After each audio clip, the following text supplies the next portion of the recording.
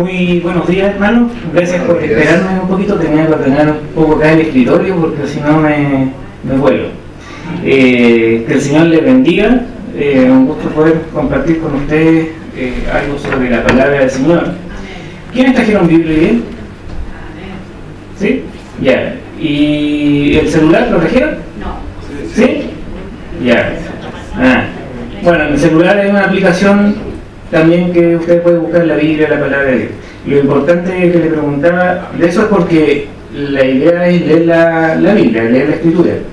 Hoy día ya nos vamos a adentrar en un problemote gigantote. Es un punto bien controversial que tenemos que tratar. Es el puntapié inicial del tema de la salvación que se está tratando de enseñar. Y si usted no está de acuerdo con lo que hoy día vamos a hablar, es una pena, porque todas las demás clases dependen un poco de lo que hoy día vamos a tratar. ¿Ya? Entonces, vamos a tratar de hacerlo lo más rápido posible. Hermano, este es un tema que no se puede hablar en 45 minutos, así que ya estoy atrasado. ¿Ya? Es un tema que puede tomar mucho tiempo, tal vez hasta días, ir profundizando punto por punto algunas de estas cosas, pero la idea es que concentremos lo que más podamos y podamos entender lo que vamos a enseñar hoy. Hermano Mauro, ¿me puedes acompañar, por favor? La corrupción del ser humano, así le hemos llamado a este punto, pero en realidad este no es el título original.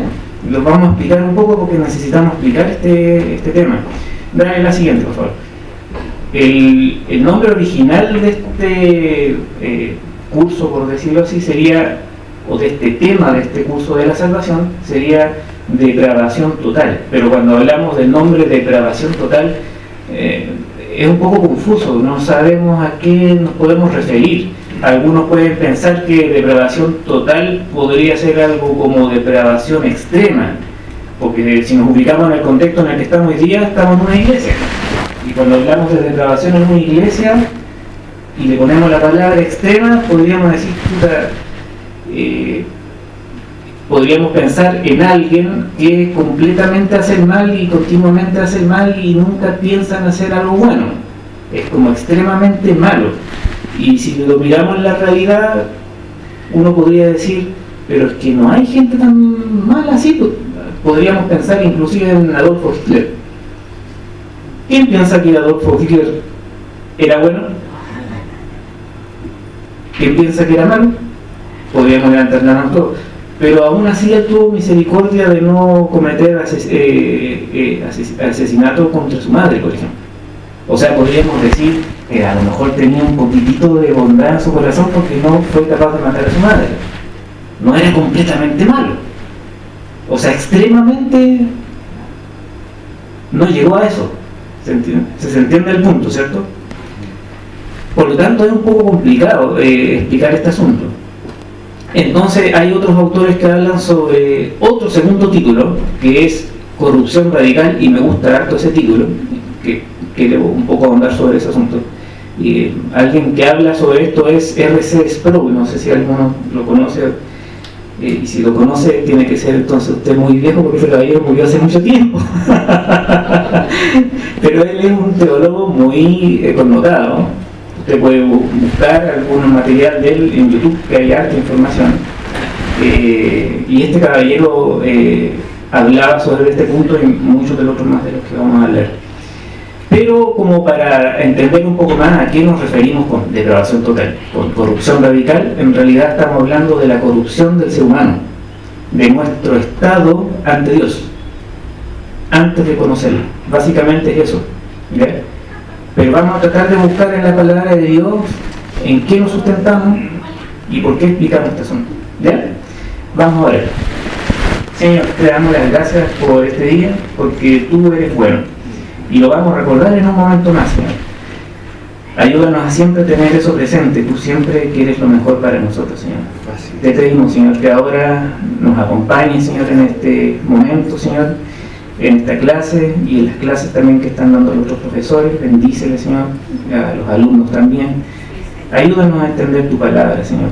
Guíanos, Señor, y permite que pueda, Señor, compartir lo que he estado aprendiendo para eso. En tu nombre, Jesús. Amén. Muy bien. Bueno, se recuerdan que el hermano Darco comenzó con este asunto por el contexto histórico, luego habló nuestro hermano Manuel sobre la cadena de oro. Y se acuerdan que antes de eso estuvimos hablando sobre las perfecciones de Dios. ¿Qué tiene que ver las perfecciones de Dios con este tema de la salvación? Tiene que ver mucho, hermano. No por algo tiene una secuencia lógica el estudio de teología. Tenemos que partir un poco de eso para después empezar a meternos en cosas un poco más profundas, porque de alguna forma comenzamos a tocar esos temas. Ahora, cuando el hermano Darco y el hermano Manuel empezaron a hablar sobre este asunto de la salvación, mencionaron la palabra tulip en algún momento, ¿cierto?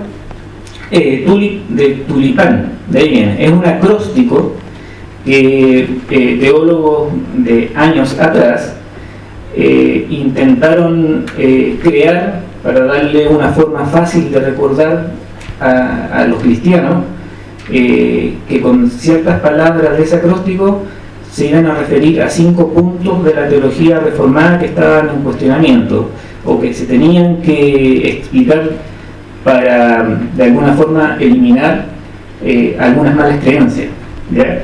La teología reformada es conocida en el mundo por este simple acróstico, pero este simple acróstico no engloba toda la teología reformada, ¿ya? Es solamente estos 5 puntos que vamos a tratar hoy día y que tienen que ver con el tema específicamente de la salvación, ¿ya? Pero hay un montón de otros temas más que tienen que ver con la teología reformada.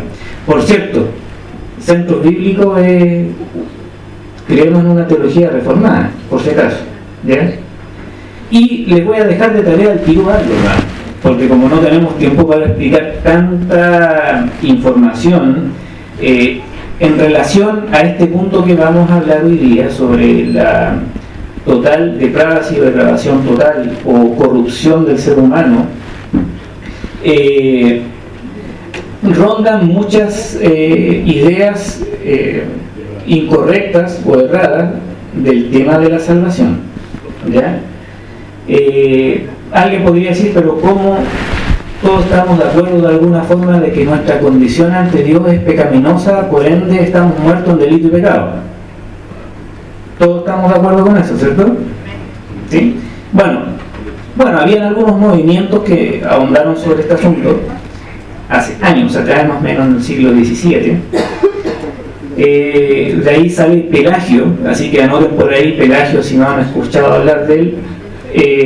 Después salió otro movimiento que se llama semi-pelagianismo, que intentaron suavizar algunas cosas, y todos estos movimientos hablaban ideas contradictorias a lo que hoy día vamos a enseñar, y que en realidad lo vamos a ver a través de la Biblia. ¿Cuáles son estos 5 puntos? La T de depravación total, que en inglés es total depravity.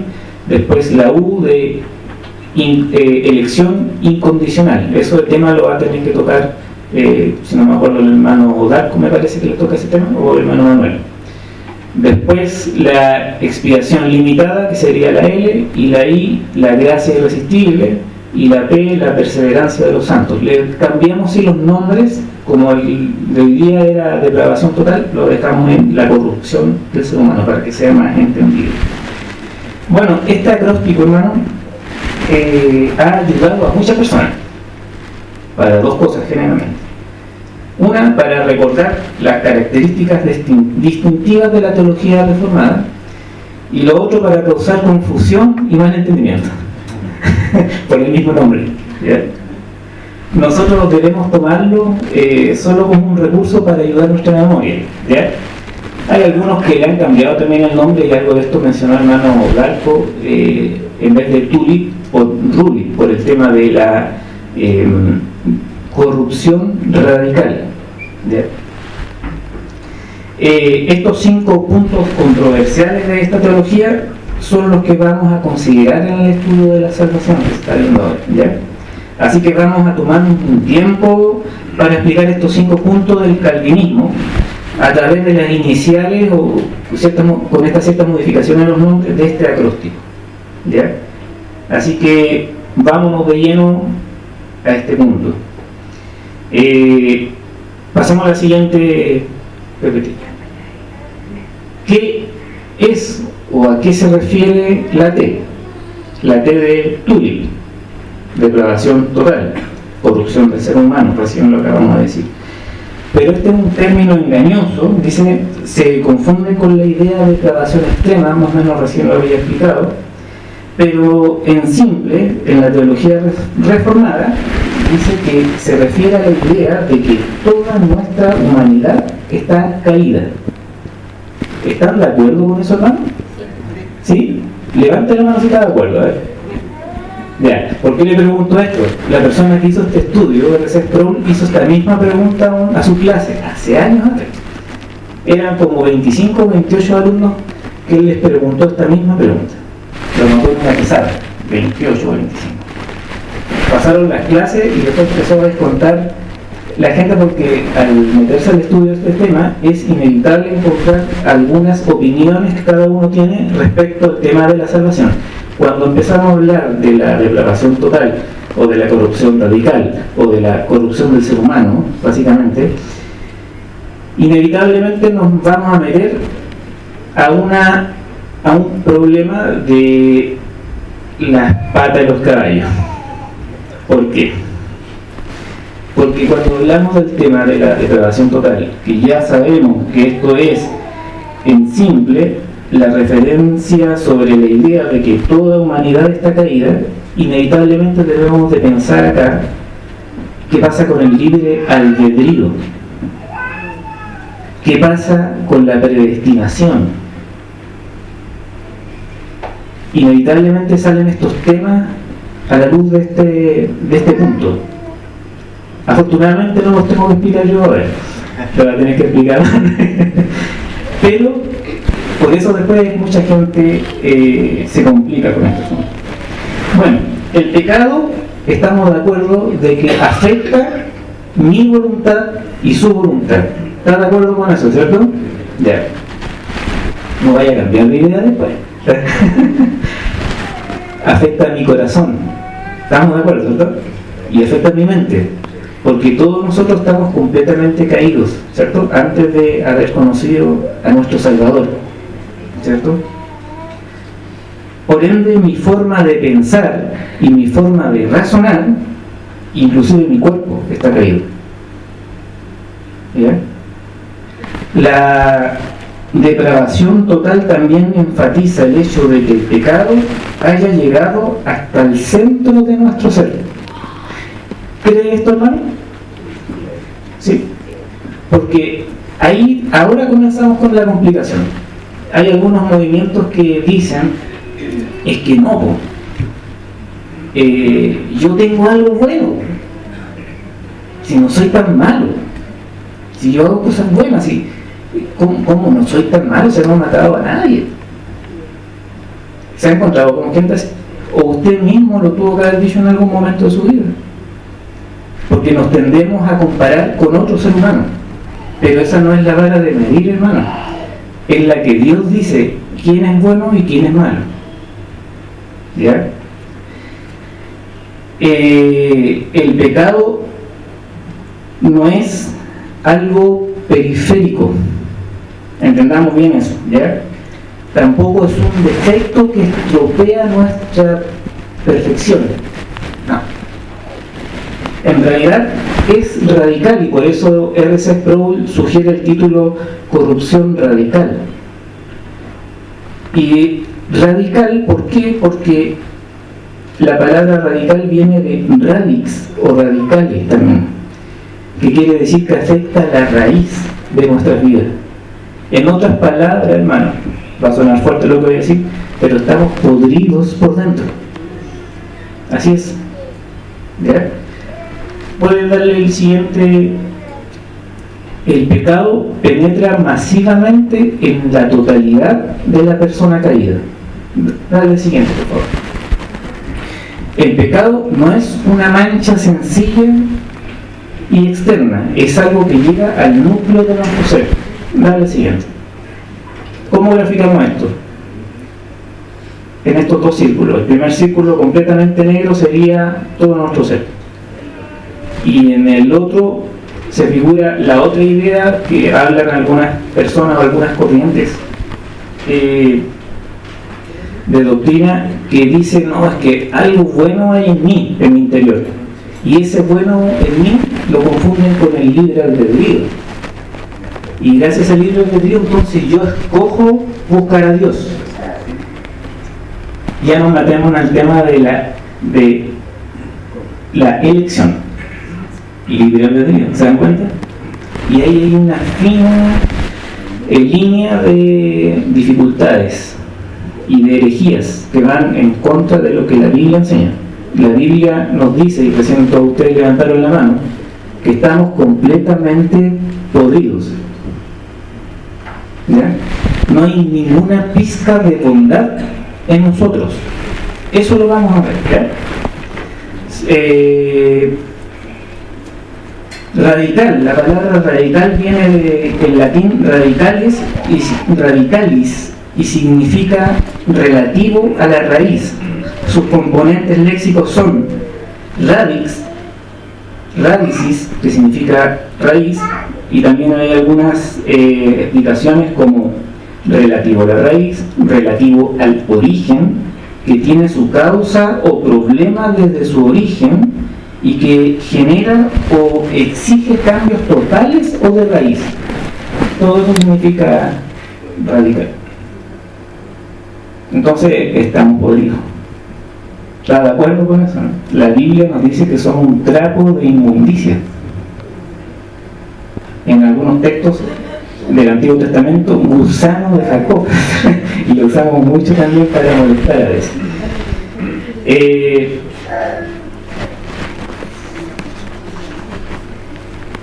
Bueno, la Biblia dice entonces que estamos mal desde el núcleo.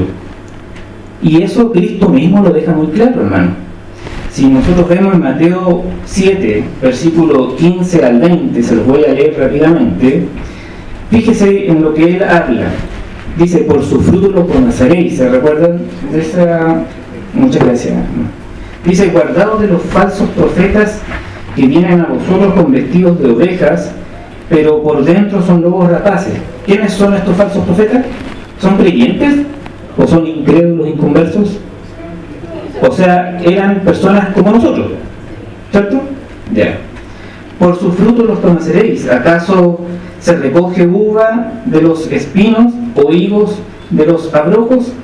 Así, todo buen árbol da buenos frutos, pero el árbol malo da frutos malos.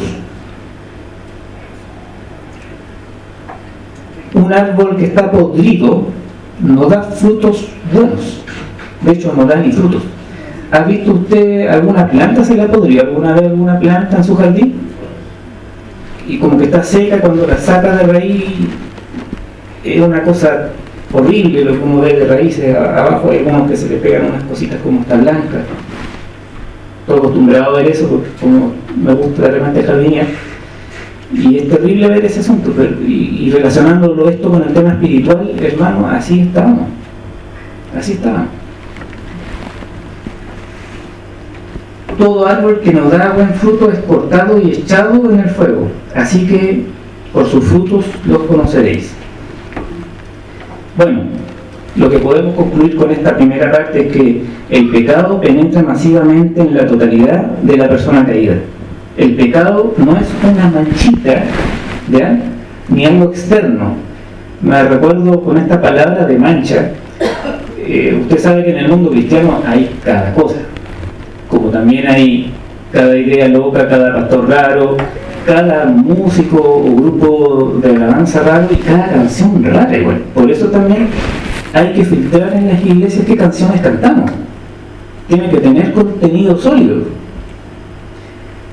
Hay un grupo que se llama Rescate, que es un grupo argentino, y tiene una canción que se llama quita manchas. No sé si la has escuchado alguna vez. Después del estudio de esto, créame que no va a querer ni saber de ese grupo. Porque está hablando de que Cristo es el que quita una mancha, haciendo referencia de que la mancha es el pecado. Pero lo que estamos viendo acá es que no es una mancha. Estamos podridos por dentro. Por lo tanto, la limpieza de Cristo no es superficial en nuestra vida. ¿Se va entendiendo, cierto? Ya. ¿Estamos de acuerdo con este punto, cierto? Ya, muy bien, sigamos. Ya, ahora entonces vamos a explicar en 2 puntos, ojalá que nos alcance el tiempo. Vamos a la siguiente PPT, por favor. La corrupción humana. Vamos a ahondar un poquito sobre este tema. Bueno, para hablar sobre la corrupción humana tenemos que ver entonces cuál es el grado de corrupción en mí. Y para eso vamos a abrir la Biblia en Romanos capítulo 3 y nos vamos a quedar en este texto un buen rato. ¿Ya? Es un texto muy conocido.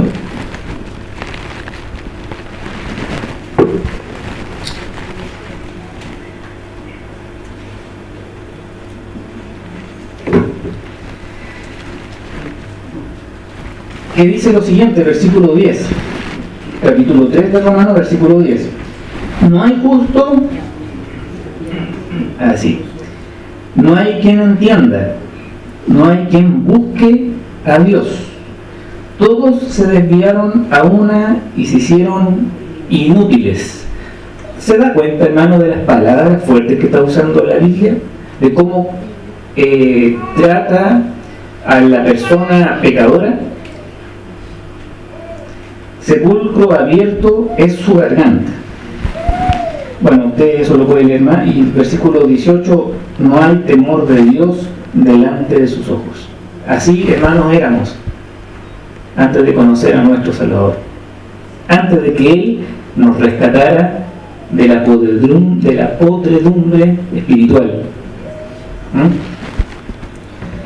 En este breve resumen, o sea, en Romanos 3, del 10 al 18, ¿ya?, se explica básicamente la culpabilidad universal, ¿ya?, la corrupción humana, escrita acá en la Biblia.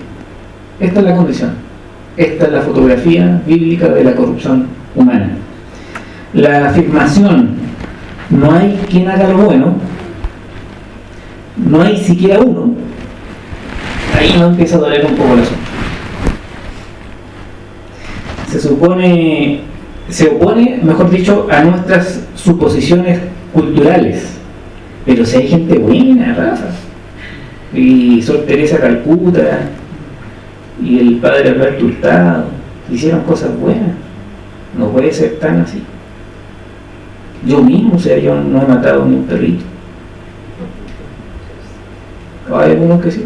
¿Sí? Un gato, mira.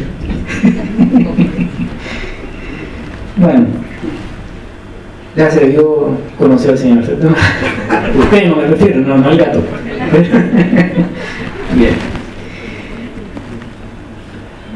Bien. No nos gusta mucho esta idea porque nos miramos hacia adentro y decimos, no, si yo igual no soy tan malo como otros.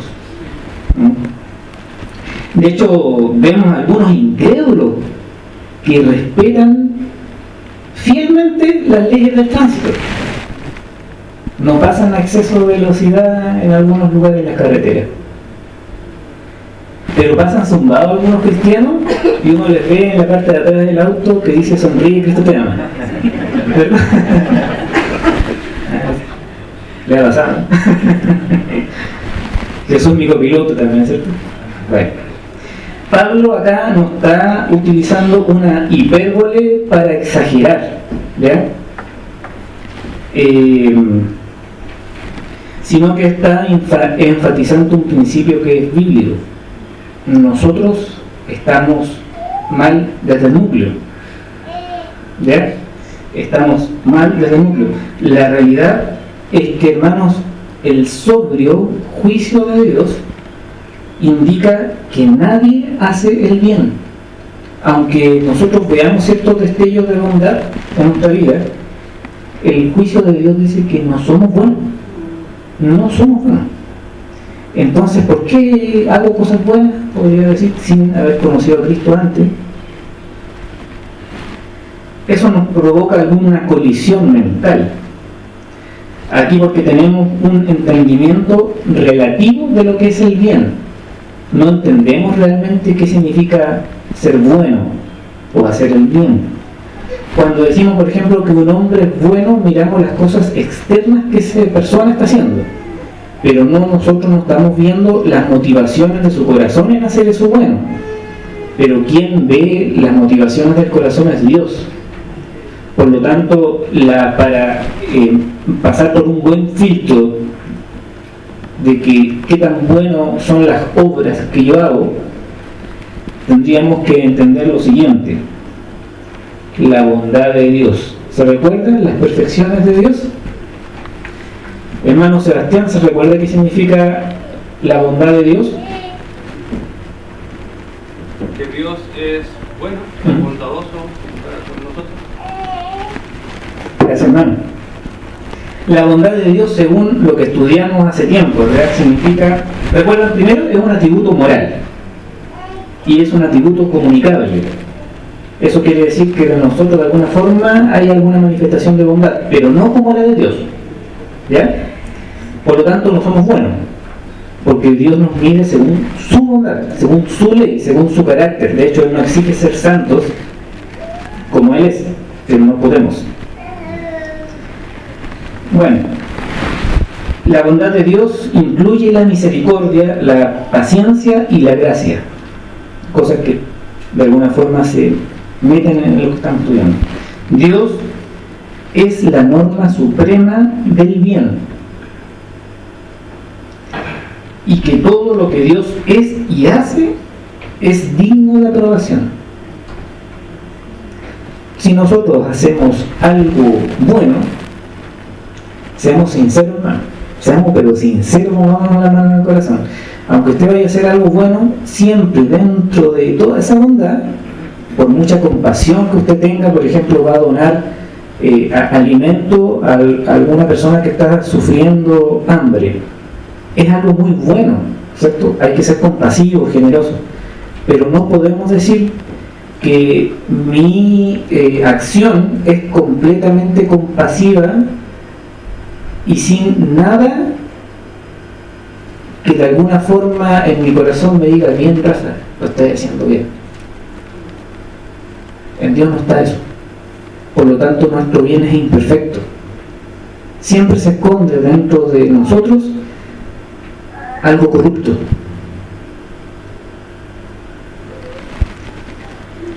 Según las categorías bíblicas, una buena acción se mide por dos partes. La primera, conformidad externa a la ley de Dios. Esto significa que si Dios prohíbe robar, entonces es bueno no robar. Es bueno decir la verdad. Es bueno pagar nuestras facturas, nuestras contribuciones a tiempo. Es bueno asistir a personas necesitadas. Externamente, estas virtudes se realizan cada día. Cuando las vemos, incluimos rápidamente que los hombres, en efecto, hacen buenas obras, porque vemos estas cosas externas, ¿cierto? Pero no es todo. La otra parte es la conformidad interna a la ley de Dios, que es la segunda parte de la medida que nos causa problemas.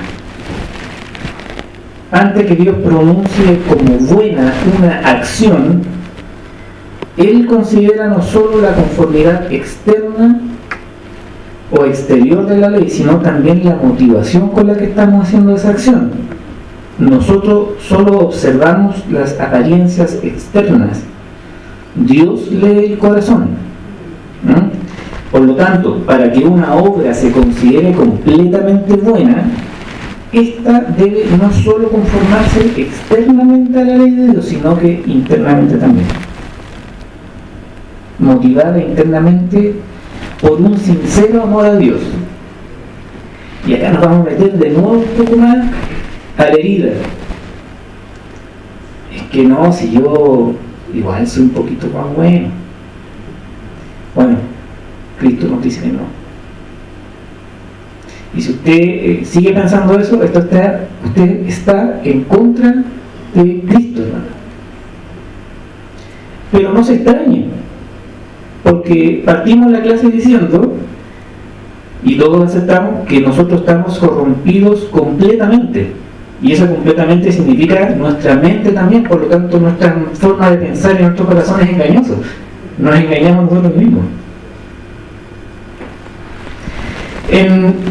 Si recordamos el gran mandamiento, ¿cuál era el gran mandamiento?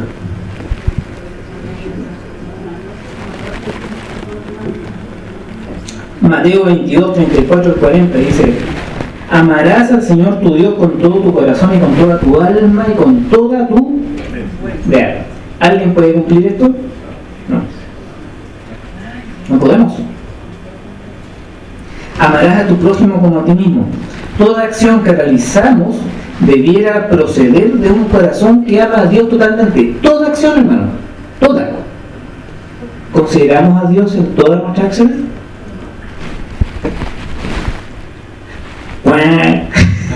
¿Cierto? Desde esta perspectiva, es fácil ver que nadie hace bien. Nadie hace bien, ¿cierto? Nuestras mejores obras están manchadas por nuestros motivos que son menos que puros. Nadie entre nosotros ha amado jamás a Dios con todo su corazón y con toda su mente. De hecho, R.C. Sproul dice lo siguiente: hay medio kilo de carne mezclado con todas nuestras acciones, haciéndolas menos que perfectas. Y hay otra persona que se llama Jonathan Edwards que habla de esto mismo con un poco más de filosofía, le llama interés propio iluminado, y que se refiere a la motivación que sentimos para realizar actos externos de justicia y refrenar nuestros impulsos malvados que hay dentro de nosotros. Es como decir, bueno, hay un grupo musical que va a grabar un álbum o va a hacer una cantata y va a juntar plata para entregarle esa plata a un grupo de personas o un país que está pasando por problemas de hambruna. Es muy buena la idea, ¿cierto? La obra, todo eso es muy bueno, se ve muy bonito, pero lamentablemente no podemos dejar de pensar que también se esconden otros motivos comerciales ahí, ¿cierto? Porque las motivaciones no son completamente buenas.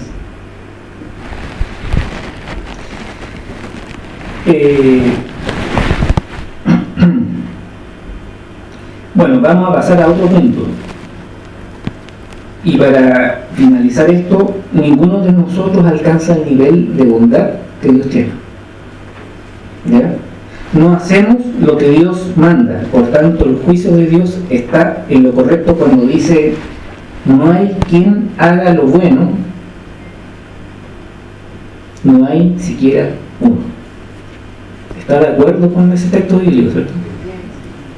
Jesús mismo, en Lucas 18-19 dice: ninguno hay bueno, sino solo Dios. Así de resumido, así de claro, contundente.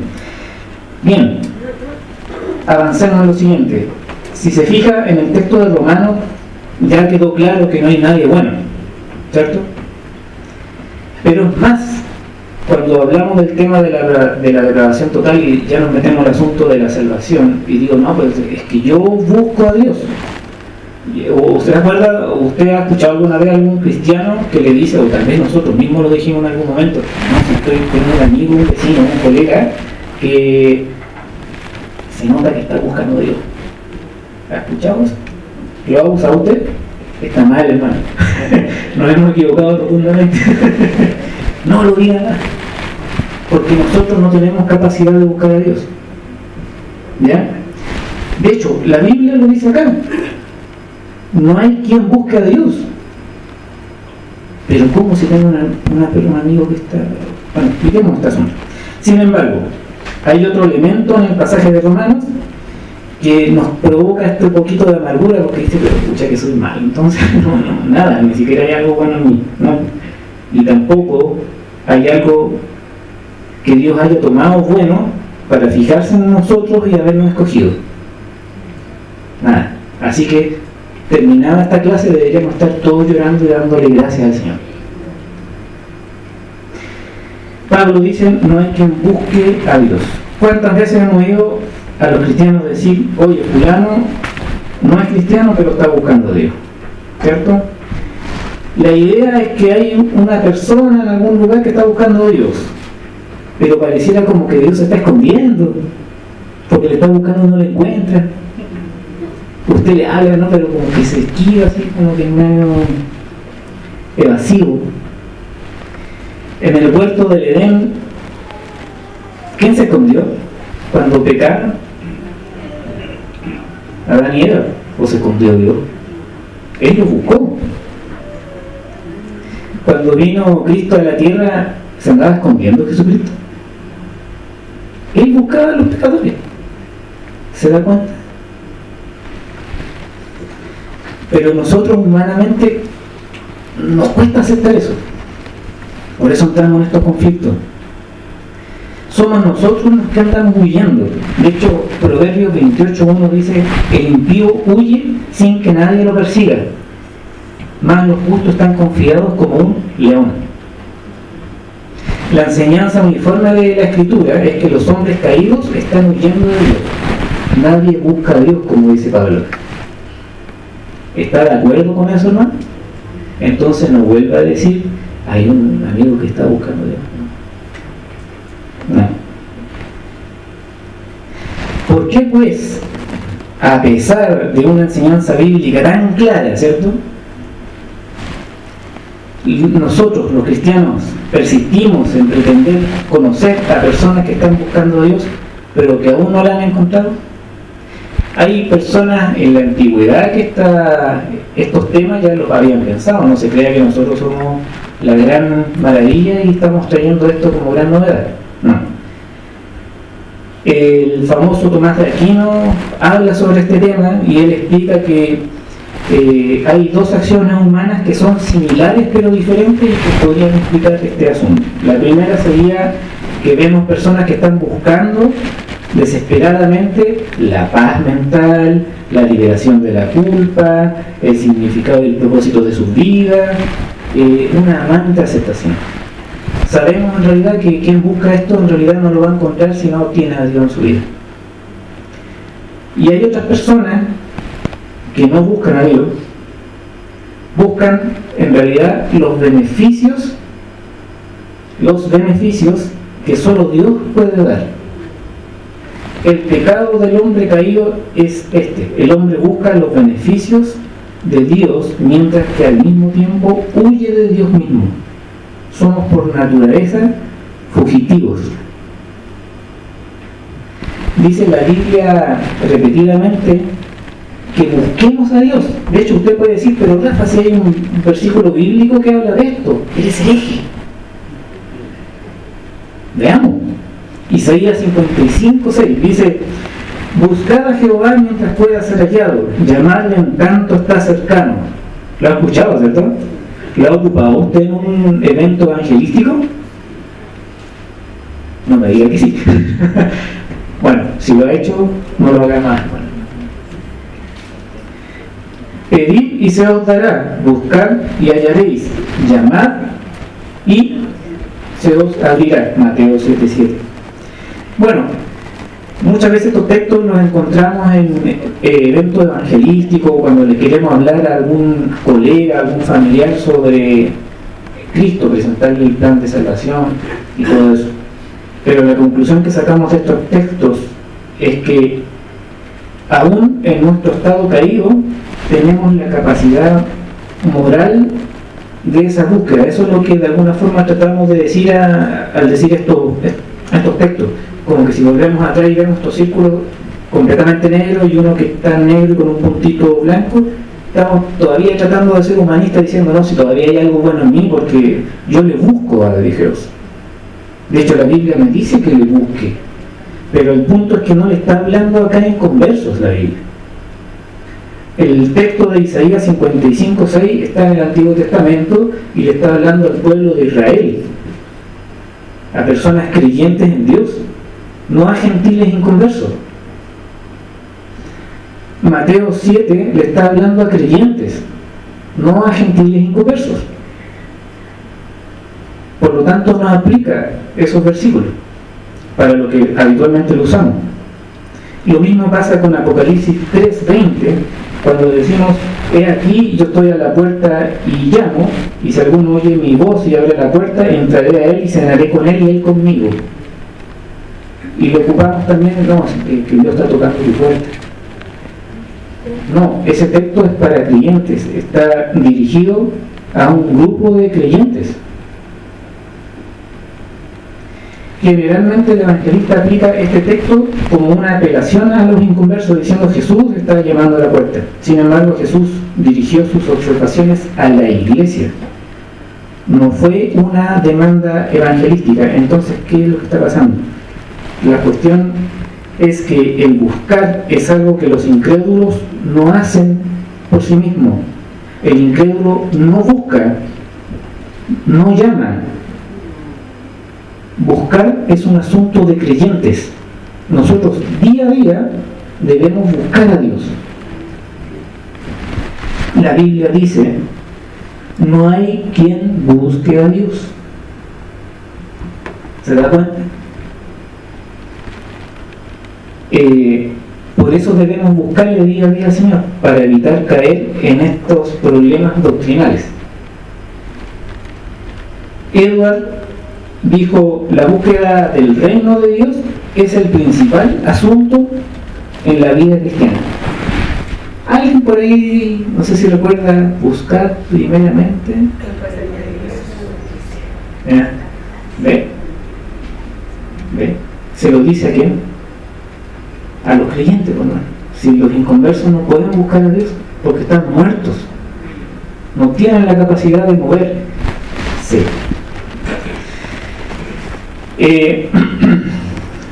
Bueno, hay otro punto sobre que aún así se hicieron inútiles, pero vamos a pasar por tema de tiempo al siguiente punto: vivificación espiritual. Ya está claro que no hay justo ni a uno, que nadie le busca a Dios, ¿cierto? Pero es Dios quien nos vivifica, Él nos regenera, Él nos da una nueva vida. ¿Ya? Y a pesar de que supuestamente eso estuviese bien claro, se produjeron algunos problemas doctrinales años atrás sobre este punto. La cura para una muerte espiritual es la creación de vida espiritual en nuestras almas, por Dios, el Espíritu Santo. Un resumen de esto lo podemos encontrar en Efesios 2, del 1 al 10. Vayamos un ratito a Efesios 2 y echémosle un vistazo rapidito. Hermano Manuel, ¿me puede ayudar a leer ese texto un poquito rápido, por favor? Efesios. Sí. Y Él os dio vida a vosotros cuando estabais muertos en vuestros delitos y pecados, en los cuales anduvisteis en otro tiempo, siguiendo la corriente de este mundo, conforme al príncipe de la potestad del aire, el espíritu que ahora opera en los hijos de desobediencia, entre los cuales también todos nosotros vivimos en otro tiempo, en los deseos de nuestra carne, haciendo la voluntad de la carne y de los pensamientos, y éramos por naturaleza hijos de la ira, lo mismo que los demás. Pero Dios, que es rico en misericordia, por su gran amor con que nos amó, aun estando nosotros muertos en pecados, nos dio vida juntamente con Cristo. Por gracia sois salvos. Y juntamente con Él nos resucitó, y asimismo nos hizo sentar en los lugares celestiales con Cristo Jesús, para mostrar en los siglos venideros las abundantes riquezas de su gracia en su bondad para con nosotros en Cristo Jesús. Hasta ahí, hermano. Muchas gracias. Doy una lectura completa en su casa y medite sobre esto, ¿ya? En este pasaje encontramos por excelencia el tema de la predestinación. Notemos que a lo largo de este pasaje Pablo acentúa grandemente las riquezas de la gracia de Dios. El pasaje celebra la novedad de la vida en el Espíritu Santo que ha creado en nosotros. El hombre caído es descrito aquí como en el estado muerto en pecado. Dice, y Él os dio vida a vosotros cuando estabais muertos en vuestros delitos y pecados. Más adelante dice, aún estando nosotros muertos en pecado. Referente a esto, han habido muchas ilustraciones en los momentos de evangelizar que se ocupan mal, que dan a entender de alguna forma de que en realidad no estábamos como tan muertos. O sea, tengo la capacidad dentro de mi libre albedrío de decir, no, si Señor, yo te escojo, yo te busco, yo te sigo, porque en mí hay algo bueno todavía. Y a veces se ilustra mal con algunos ejemplos de que, por ejemplo, hay una persona que está padeciendo una enfermedad muy grave y a punto de morir. Y Dios viene y le sana, pero esa persona todavía está viva. ¿Se da cuenta? Todavía está viva en esa ilustración. Y dentro de toda su dificultad de enfermedad, él no se puede mover y nada, pero lo único que puede hacer es mover la boca apenas, para que le pongan una pastilla y se pueda sanar. Pero la Biblia dice que no estábamos vivos en extrema enfermedad en esas condiciones. Dice que estábamos muertos, hermano. O sea, no había nada en nosotros que pudiésemos nosotros hacer. También hay otro ejemplo que se ocupaba, que era sobre una persona que se está ahogando y que alguien le tira un salvavidas y después lo recoge y así se salva. Eso también está mal porque la persona también está viva. Si lo aplicamos bíblicamente esa ilustración, en realidad sería que la persona se ahogó en el fondo del mar, Dios se tiró y se sumergió, lo sacó y le dio vida. Eso sería más bíblico.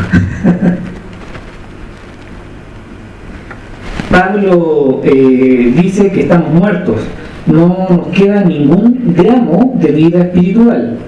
Si han de vivir, Dios debe hacer algo para ofrecerles la medicina. Los muertos no abren la boca para recibir algo. ¿Se acuerda del milagro que hizo Cristo cuando resucitó a una persona muerta? El muerto le dijo alguna cosa. Así estábamos nosotros, hermanos. La rigidez de la muerte se ha apoderado de ellos. Debe ser resucitados de los muertos. Deben ser nuevas creaciones, elaboradas por Cristo y nacidos de nuevo por su Espíritu. Pablo dice que el hombre está muerto, no meramente ahogándose. Él se ha hundido al fondo del mar y es Dios quien se mete y lo salva. Esas son las ilustraciones que debiéramos nosotros entonces estar utilizando. Y para ir finalizando, es importante, hermanos, recordar que la regeneración tiene que ver con nuestra nueva vida. La clara enseñanza bíblica acerca de la regeneración es que se trata de la obra de Dios, y la obra de Dios solamente, no hay nada que nosotros podamos hacer. No podemos hacernos nacer de nuevo. No podemos. La carne no puede producir espíritu. La regeneración es un acto solo de Dios, creativo. ¿Ya? De hecho, Efesios 2 dice, pero Dios, que es rico en misericordia, que es parte de su bondad, ¿cierto?, por su gran amor con que nos amó, aún estando nosotros muertos, ¿ve?, nos dio vida. Pareciera que Pablo en estos textos deja las cosas súper claras, súper claras. Pero es Dios rico en misericordia. Nótese eso. No dice, pero el hombre que es rico en bondad. Es Dios solamente quien nos da vida. ¿Y cuándo lo hace? ¿Cuándo Dios nos da vida? El texto dice, cuando nosotros estábamos muertos. No cuando estábamos a punto de morir, cuando estábamos muertos. Súper claro. Pablo concluye esta cuestión de gracia y no de obras, porque por gracia sois salvos, por medio de la fe. Y aún la fe, en este caso, no de vosotros, pues es don de Dios. Acá dice que la fe por la que somos salvados es un don, es un regalo. ¿Ya? Es nuestra propia fe, pero no se origina en nosotros. Dios la puso ahí. No se crea que usted tenía algo, hermano, ¿no? Dios puso ese granito de fe ahí, y gracias a eso le aceptamos a Él. Nos es dada, el don no se gana, no se merece, es un regalo de pura gracia. Gracias a Dios, hermano. Bueno, finalmente, durante la Reforma Protestante existieron 3 lemas que se hicieron famosos. Con esto termino. Y son frases latinas que dice: sola fide, sola gratia y soli Deo gloria. ¿Qué quiere decir esto? Estas 3 van bien juntas, dice, y nunca se deben separar. Que significa solo por fe, por gracia sola, y solo la gloria de Dios. ¿Está de acuerdo con eso?